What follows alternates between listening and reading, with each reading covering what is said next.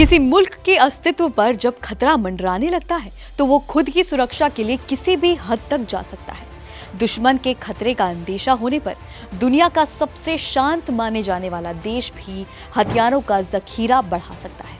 ठीक ऐसा ही हुआ है जापान में, जिसने अपना रक्षा बजट बढ़ाने का फैसला कर लिया है। इस साल जारी हुए ग्लोबल पीस इंडेक्स रिपोर्ट में जापान दुनिया के टॉप 10 शांति प्रिय देशों की लिस्ट में शामिल रहा था।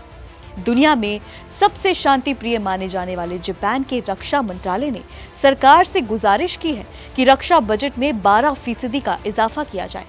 मंत्रालय का कहना है कि इन पैसों से एडवांस्ड रडार सिस्टम वाले 2 युद्धक जहाज और लॉन्ग रेंज क्रूज मिसाइल समेत अन्य हथियार खरीदे जाएंगे। दरअसल जापान को ये फैसला चीन और उत्तर कोरिया की वजह से लेना पड़ा है।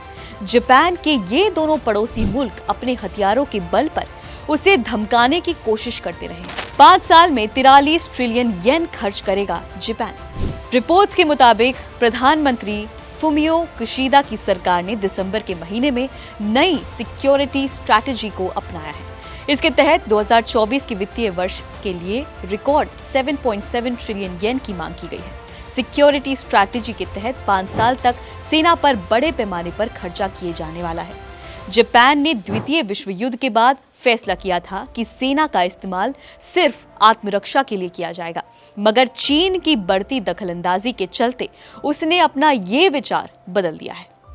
सिक्योरिटी स्ट्रैटेजी के 5 सालों के तहत जापान अपनी सेना पर 2027 तक 43 ट्रिलियन येन खर्च करने वाला है। ये उसके 10 ट्रिलियन येन के रक्षा बजट से कई गुना ज्यादा है। इस तरह जापान अमेरिका और चीन के बाद अपनी सेना पर सबसे ज्यादा पैसा खर्च करने वाला मुल्क बन गया है। हालांकि सबसे ज्यादा हैरानी वाली बात यह है कि जापान की बूढ़ी होती आबादी और गिरती जन्मदर के बीच इतनी रकम की व्यवस्था किस तरह की जाएगी, ये सबसे बड़ा सवाल बना हुआ है।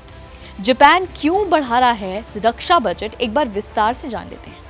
दरअसल उत्तर कोरिया अक्सर ही जापान की ओर मिसाइलों का टेस्ट करता रहता है। जापान के समुद्र में उत्तर कोरिया की मिसाइलों का आकर गिरना आम सी बात हो गई है। हाल ही में उत्तर कोरिया ने जापान सागर में मिसाइलें दागी हैं।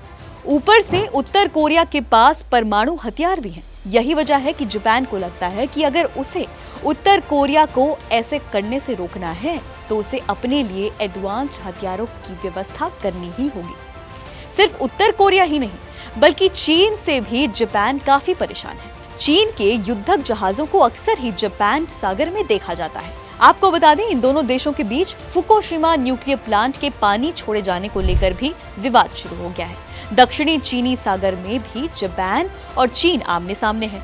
पर्सनल द्वीप को लेकर भी चीन और जापान आपस में भिड़ते रहते हैं। ऐसे में जापान चीन को टाइट करने के लिए भी सेना पर खर्च बढ़ा रहा है।